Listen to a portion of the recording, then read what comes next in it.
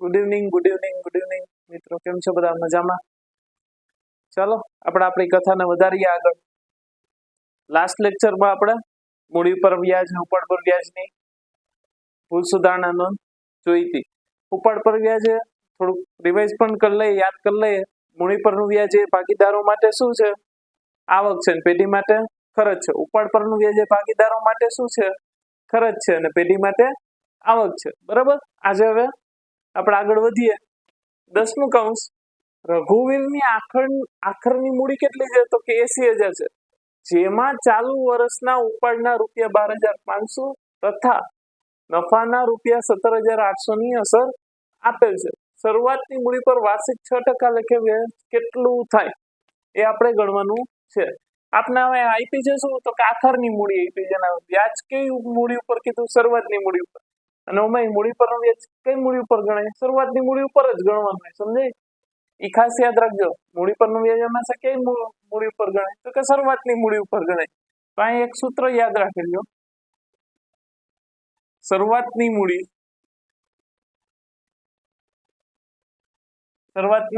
બરાબર આખરની મૂડી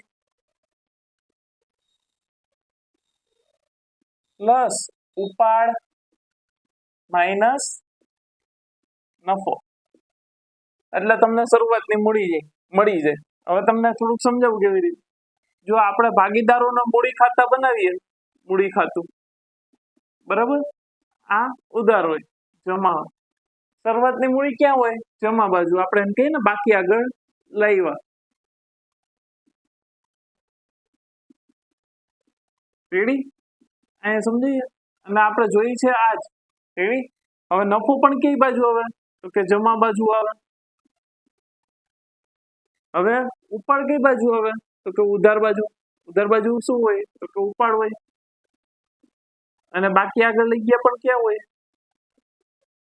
એટલે કે આખરની મૂડી ક્યાં હોય? બાકી આગળ લઈ ગયા મીન્સ આખરની મૂડી.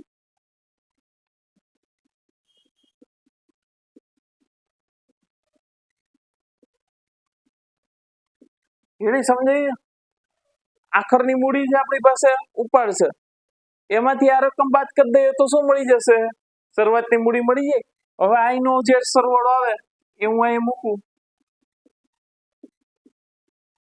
એમાંથી આ રકમ હું શું કરી નાખું? બાદ કરી નાખું, માઇનસ. બરાબર. તો મને શું મળી જશે? શરૂઆતની મૂડી મળી જશે. તો એ જ કર્યું, આ સૂત્ર દ્વારા કર્યું. સમજાણું? આ ખાતા દ્વારા પણ તમે કરી શકો જો તમને આવડતું હોય. હવે શરૂઆતની મૂડી ગોતવી છે તો એના માટે પહેલા આપણે શું લઈએ? આખરની મૂડી. બરાબર.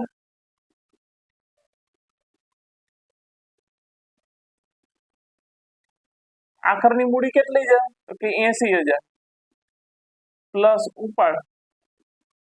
ઉપાડ કેટલો છે?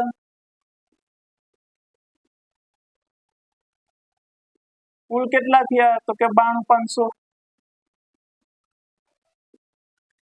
માઇનસ નફો. નફો કેટલો છે? 17,800.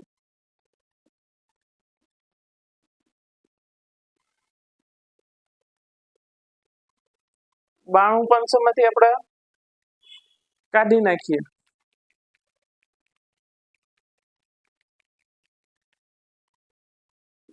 $74,700 મળી ગઈ શરૂઆતની મૂડી. તો મૂડી પર વ્યાજ પણ ગણી શકાય. મૂડી પર વ્યાજ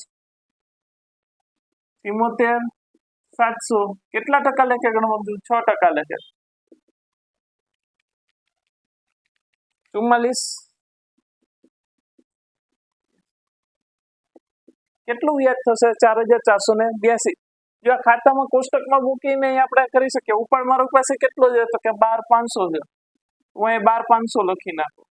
હવે બાકી આગળ લઈ ગયા મારી પાસે કેટલા છે? આખરની મૂડી એટલે કે 80,000. તો અહીંયા કુલ કેટલા થયા? 92,500 થયા. એ મૂકવું અહીંયા, ખાતું બંધ કરીને મૂકવું અહીંયા. હવે મારી પાસે નફો કેટલો છે? તો કે 17,800. બરાબર. તો 92,500 માંથી 17,800 બાદ કરી નાખું, મને ખૂટતી રકમ મળી ગઈ ને. શરૂઆતની મૂડી કેટલી આવે? તો કે 74,700. સમજાણું? રેડી છે? આમાં કઈ અઘરું નથી ને? ચલો વધીએ આગળ. રેડી?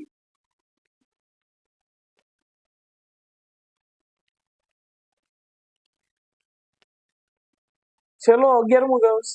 એ બી અને સી એ સરખા હિસ્સાના ભાગીદારો છે, એટલે કે નફા નુકસાનનું વેચવાનું પ્રમાણ કેવું છે? સરખું છે. રેડી? તેમની કુલ મૂડી 4,50,000 છે. આમાં શું કીધું? 3 ભાગીદારો છે. કોણ? એ બી અને સી. નાનું પ્રમાણ શું કીધું? સરખે હિસ્સે. સરખે હિસ્સે. સરખે હિસ્સે એટલે 1:1:1. રેડી? અહીંયા સુધી સમજાયું?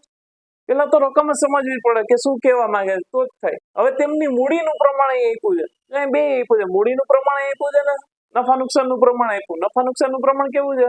સરખું, એટલે કે 1:1:1 છે. હવે બીજું મૂડીનું પ્રમાણ આપ્યું, એ શું છે? મૂડીનું પ્રમાણ કેટલું છે? તો કે 1:3:2. કુલ મૂડી કેટલી છે? તો કે 4,50,000.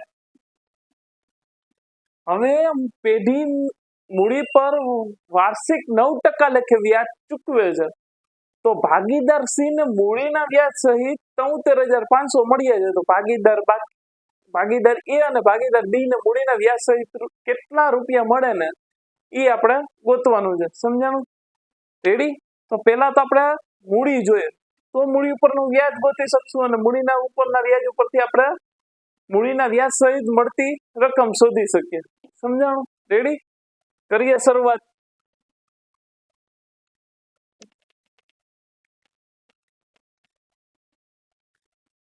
હવે કોષ્ટક બનાવી નાખીએ આપણે. વિગત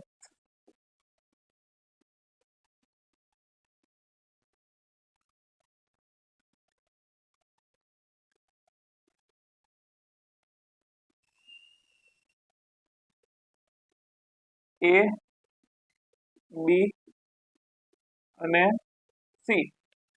પેલા શું કરીએ? મૂડીની વેચણી.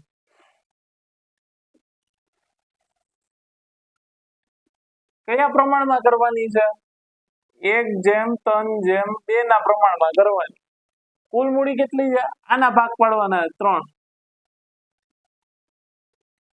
1:3:2 ના પ્રમાણ પાડીએ. 4,50,000 ના ભાગ. પેલા કેટલા થશે? 75,000.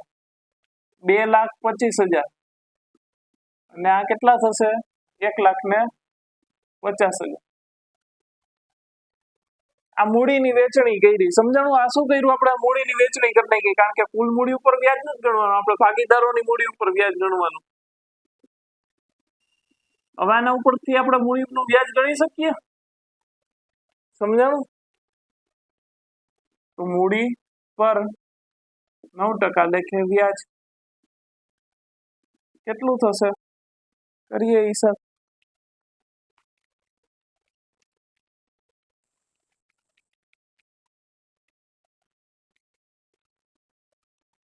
6,750.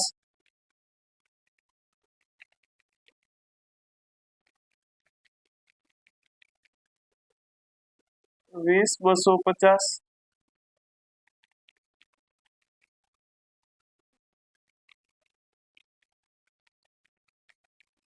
અંદર નવા 135, એટલે કે 13,500. આ બધા મૂડી પર વ્યાજ ચૂકવવાનું છે. બરાબર? તો મૂડી પર વ્યાજ એનું કેટલું થશે? 6,750. બી નું 20,250 ને સી નું 13,500. રેડી? હવે અહીંયા શું હોય? નફો. આ બે પ્લસ કરો ને, મૂડી પરનું વ્યાજ પ્લસ નફો. અહીંયા આપણે મૂડીના વ્યાજ સહિતની રકમ મળે.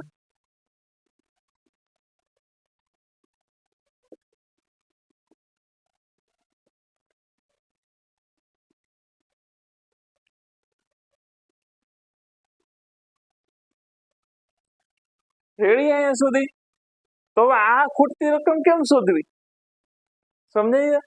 તો એના માટે આપણે એક હિન્ટ આપી. શું આપી? તો કે સી ને મૂડીના વ્યાજ સહિત 73,500 મળે એટલે કે સી જે ભાગીદાર છે ને એને કુલ કેટલા મળે છે તો કે 73,500 કેટલા 73,500 એમાં 13,500 તો એનું શું છે મૂડી પરનું વ્યાજ છે તો નફો એનો કેટલો હશે 60,000 રૂપિયા હશે હવે આનો 60,000 છે તો આનો કેટલો થશે કયોજી કેટલો થશે 60,000 થશે કેમ 60,000 થાય તો કે નફા નુકસાનની વહેંચણી કેવી કરવાની છે સરખે હશે જો આને 60,000 મળ્યા આને સી ને 60,000 મળે તો આને પણ કેટલા મળશે 60 મળશે આને પણ કેટલા મળશે 60 મળે શું કરવું 60 મળે છે સમજાવું ને કારણ કે નફાની વહેંચણી કેવી કરવાની છે સરખે હશે કેવી રીતના કરવાની સરખે હશે તો બધે ભાગીદારોને નફો કેવો મળે સરખો મળે સમજાણું તો આને કેટલા મળશે મૂડીના વ્યાજ સહિત તો કે 66,750 આને કેટલા મળશે તો કે 80,250